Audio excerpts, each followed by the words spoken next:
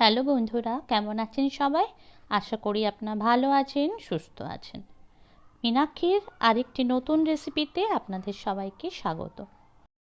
শীতের মরশুমে নানা রকম রেসিপির মধ্যে এই মূলোর পরোটাটাও একটা খুব পছন্দের ডিশ সবারই। তো আমিও আজকে বানিয়ে ফেললাম আপনাদের জন্য মূলোর পরোটা। তো প্রথমে আমি একটা বড় সাইজের মূলো নিয়েছি, আমার যেটুকু দরকার ছিল সেটুকুই আর কি।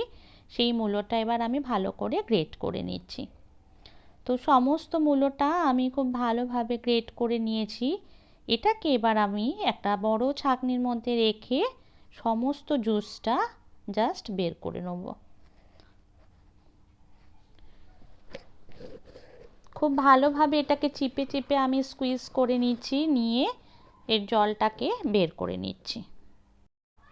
আমি হাত দিয়ে চেপে বের করছি, আপনারা চাইলে কিন্তু কোনো কাপড়ের মধ্যেও এটাকে স্কুইজ করে নিতে পারেন। তো এই যে মূলোর জলটা পুরো বেরোলো, এটা কিন্তু আমি ফেলে দেব না, এটা আমি কোনো অন্য কাজে লাগাবো। এবার আমি ডোটা রেডি করব। তো প্রথমে আমি 1 কাপ আটা নিয়ে নিয়েছি। এর মধ্যে এবার আমি মূলোটা পুরো দিয়ে দিচ্ছি। পুরো মূলোটা দিয়ে দিয়েছি। এবার আমি একে একে সমস্ত গুঁড়ো মশলা মেশাবো। প্রথমেই আমি দিলাম ধনের গুঁড়ো, তারপরে আমি দেব জিরের গুঁড়ো, এরপর দেব সেম পরিমাণের কাশ্মীরি লঙ্কার গুঁড়ো বা রেড চিলি, যেটা আপনাদের পছন্দ। ঝালটা আপনাদের পছন্দের ব্যাপার, আর কোয়ান্টিটিটাও পরোটা অনুযায়ী দেবেন, মানে যতটা ডো বানাতে চান আর কি। তো আমি দিলাম চাট মশলা আর গরম মশলা। এবার আমি এর মধ্যে হাতে ডলে জোয়ান অ্যাড করছি। এরপর দেব অনেকটা পরিমাণ ধনেপাতা কুচি, তার মধ্যে কিছুটা কাঁচা লঙ্কা কুচি। যেহেতু আমার বাড়িতে ঝাল কম খাওয়া হয়, তাই জন্য আমি একটা কাঁচা লঙ্কা কুচিয়ে দিয়ে দিয়েছি। এরপর দেব আদা রসুনের পেস্ট। এই মূলোর পরোটাটা সত্যি অসাধারণ লাগে এরমভাবে বানালে। দিলাম নুন। এরপর এটাকে আমি আস্তে আস্তে প্রথমে শুকনোই মাখবো, কারণ যেহেতু মূলোটা ভেজা ভেজা আছে, এখনই আমি জলটা দেব না, তাহলে ডোটা অনেক পাতলা হয়ে যাবে। প্রয়োজন অনুযায়ী আমি জল দেব। এখন একটু এর মধ্যে অ্যাড করব তেল। 1 টেবিল চামচ মতন তেল অ্যাড করলাম। আবার একটু মেখে নিয়ে তারপর আমি এর মধ্যে যেটুকু জল লাগে ঠিক সেইটুকু জল দিয়েই আমি ডোটা রেডি করব। তো খুব সফট ডো একটা তৈরি করে নিয়েছি। একটু তেল মাখিয়ে দিয়ে এটাকে এবার আমি রেস্টে রেখে দেবো 15 মিনিটের জন্য। খুব নিট একটা ডো রেডি করতে হবে, তাহলে পরোটাটা কিন্তু সফট হবে। তো এটাকে রেস্টে রেখে দিলাম 15 মিনিটের জন্য ঢাকা দিয়ে। 15 মিনিট বাদে ফিরে এসে আমি একে একে পরোটাগুলো বেলে নেব।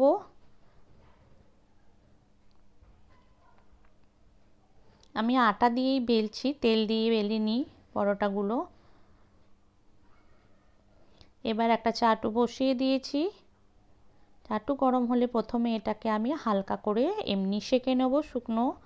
তারপরে 2 পিঠ শুকনো সেঁকে নেওয়ার পর অল্প অল্প তেল দিয়ে এটাকে আমি ব্রাউন করে ভেজে তুলে নেব। 1 পিঠ আমার হয়ে গেছে। এবার অ্যাড করব তেল। এইভাবে আমি সমস্ত পরোটা রেডি করে নেব। তো বন্ধুরা, ভিডিওটা ভালো লাগলে অবশ্যই লাইক কমেন্ট শেয়ার করবেন। চ্যানেলটা সাবস্ক্রাইব করে আমার পাশে থাকার অনুরোধ রইল। সমস্ত পরোটা আমি রেডি করে নিয়েছি একে একে।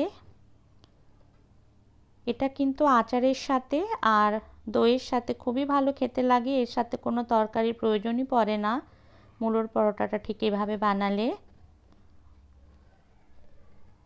তো বন্ধুরা, রেডি হয়ে গেল আমার টেস্টি টেস্টি মূলোর পরোটা।